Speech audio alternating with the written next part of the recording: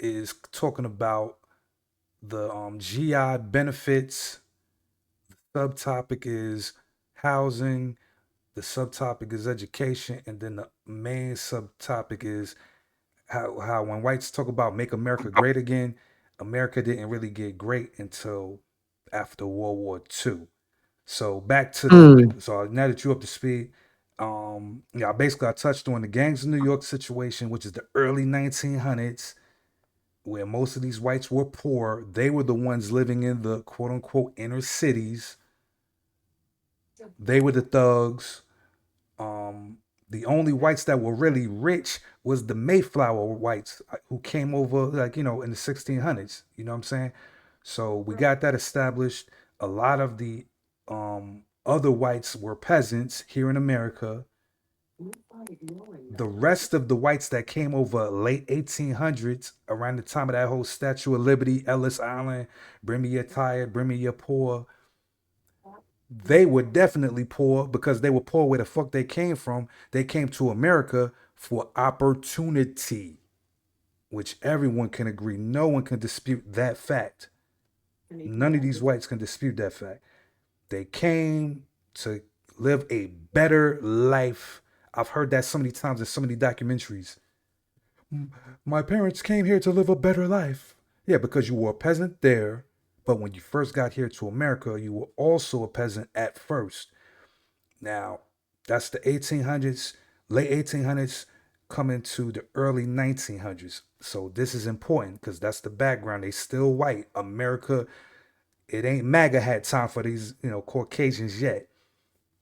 You had that movie Sinners, how it take place in the 1930s.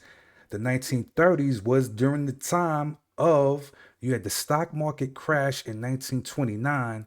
So the few whites that was not Illuminati level rich, they lost all the little lifesavers they had when the market crashed, which was revealed to be manipulation. But that's another video we'll touch. After the market crash of 1929, where people was literally jumping out windows committing suicide, then you had the Great Depression in the 1930s. This is where I, joking with y'all talking about shorties was out there selling that thing for some apples. People were starving. And I'm not talking about our people because we've been thugging and hustling and scraping to survive this whole time here. We talk about these Caucasians. All right, so y'all got the background story now. 1945 ish, when World War II ended, that's when shit finally got sweet for these Caucasians. So all of these soldiers that came back, the US government implemented something that they called the Servicemen's Readjustment Act of 1944, but it became more popularly known as the GI Bill. So to assist returning veterans and help them reintegrate back into civilian life, this bill basically it played a key role in the development of America and more importantly what would become the suburbs. So the distribution of these benefits, these GI loans, which basically were saying because you put your neck on the line and went over there and bust shots at these Nazis and these Japanese and you happen to make it back in one piece, we're gonna loan you this bread so that you can now get a slice of that pie called the American dream. You can get that house with the picket fence, the three kids with the dog, and you can go and watch Leave It to Beaver and I Love Lucy. So now the distribution of these benefits was not equal or equitable. White veterans largely benefited from this program. Black veterans often face systemic discrimination that limited their access to these opportunities. So, for instance, in the summer of 1947, only two of the 3,229 VA guaranteed home loans in 13 Mississippi cities went to black borrowers. So to say it again, to let it sink in, out of basically almost 3,300 soldiers that came home and applied for these VA loans in the state of Mississippi, only two black soldiers received loans. So that's like a 98% white acceptance or white GI Bill approval rate.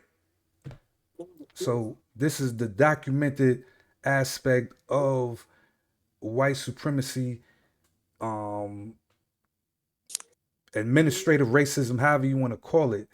It's showing that there's an actual system. So also, while that was going on in Mississippi, in New York, and the suburbs of New Jersey, fewer than 100 of the 67,000 mortgages insured by the GI Bill went to black veterans. So out of 67,000, less than 100 went to actual black soldiers who deserved those same military benefits that their white counterparts did. So now to go further, you had developments like Levittown. And Brie, I think I might have told you about Levittown. Do you remember anything about Levittown? Levittown? Yeah. I think you told me that it was a. No, I don't think that's the same thing. No, tell me. So Levittown was the very first subdivision created in the United States Okay. out in Long Okay. Island, So basically, these communities were built to provide affordable housing for veterans. And then they often enforce racial or racially restrictive covenants in their HOAs that excluded non white individuals from purchasing the homes. So now we piece together that these white people weren't popping. The ones that survived the war came back. The GI Bill that is supposed to benefit all soldiers, 98% damn near of the beneficiaries were the white soldiers who used the GI Bill to get their first home loan. So now they're no longer living in the quote unquote inner cities because these newly built suburbs are being built out, subdivisions. Those newly built out subdivisions have white only clauses in them in their HOAs at this time, which is now being replicated across America. And now you have these black soldiers who were worthy of the same benefits and getting these same benefits being denied. They're stuck in the city.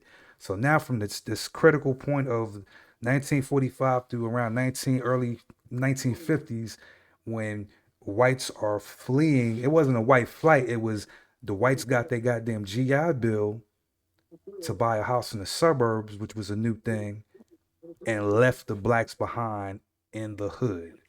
The neighborhood became the hood, you know. So while all of that happened, now you have the in those houses around then, the average price of a house might have been around maybe $3,000, $7,000.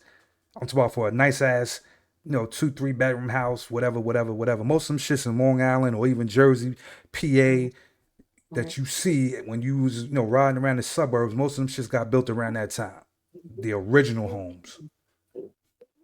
So that hopefully gives you the picture on the wealth gap situation and explanation of how and why.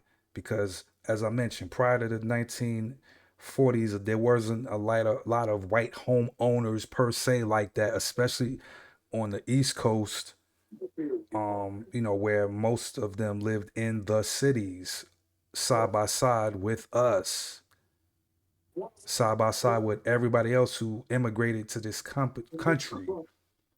So now you fast forward from 1950s. to the 1970s, that's a generation damn near 1970s to 1990s, that's another generation. The people who brought them original homes with those those GI Bill loans, seen those homes go from 3 to 7,000 in value to 100,000, 200, 300, 400,000. Some of them homes is probably $1 million homes. The home is the greatest investment.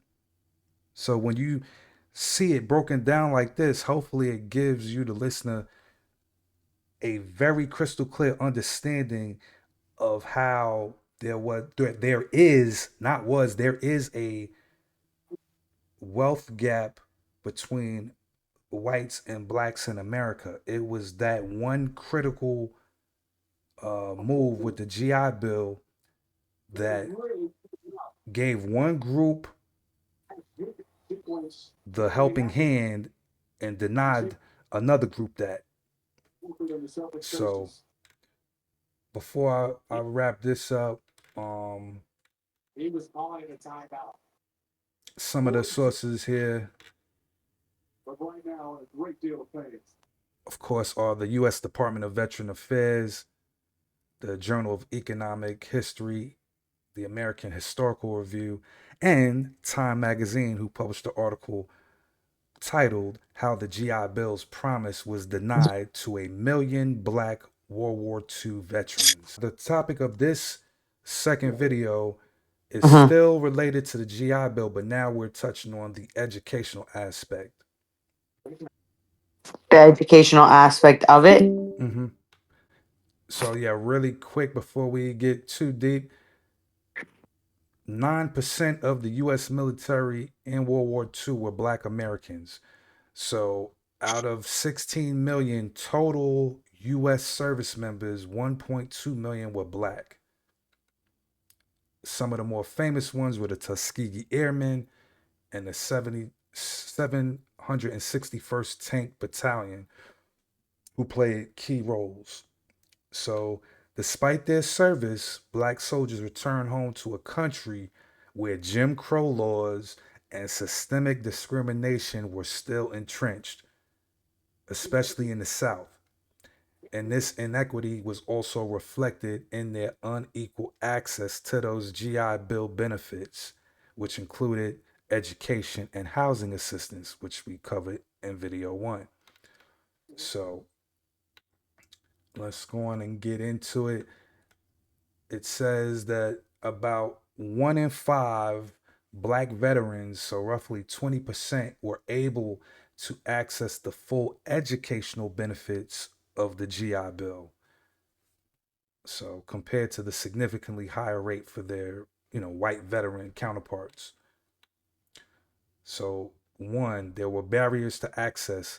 The GI Bill did not explicitly exclude Black veterans, but it administered the payouts at the state and local level where Jim Crow laws and segregationist practices often limited Black access to schools and training programs.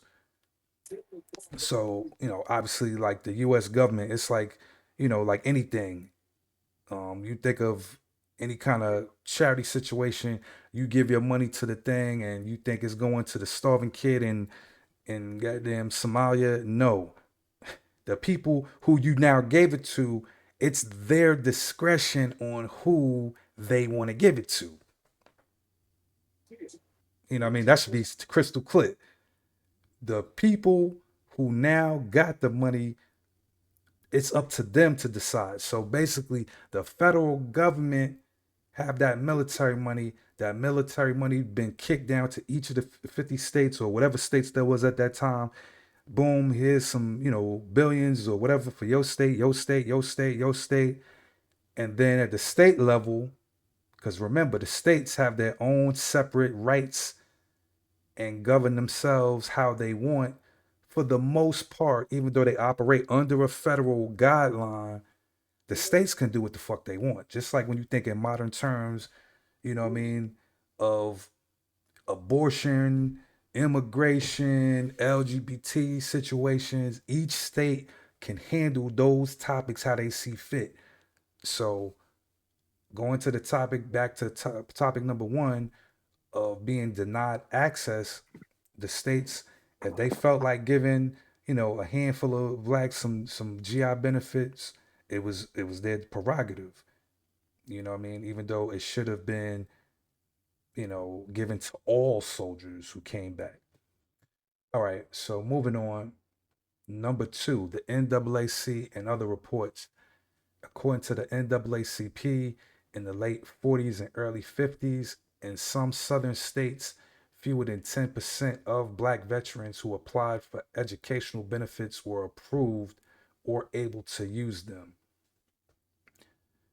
A 1947 report from the American Council on Education found that black veterans made up less than 2% of those enrolled in colleges and universities on the GI Bill, despite being about 9% of the veteran population. And then, of course, long term consequences from the educational side, this lack of access contributed to persistent racial disparities in education, income, and wealth after the war. White veterans were far more likely to complete college and enter post war middle class, which was a new thing that had literally got created in 1948 with the creation of the subdivision, in case you didn't know. So those two go hand in hand.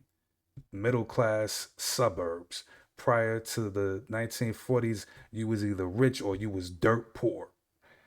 So that will wrap up that, and hope you enjoy it.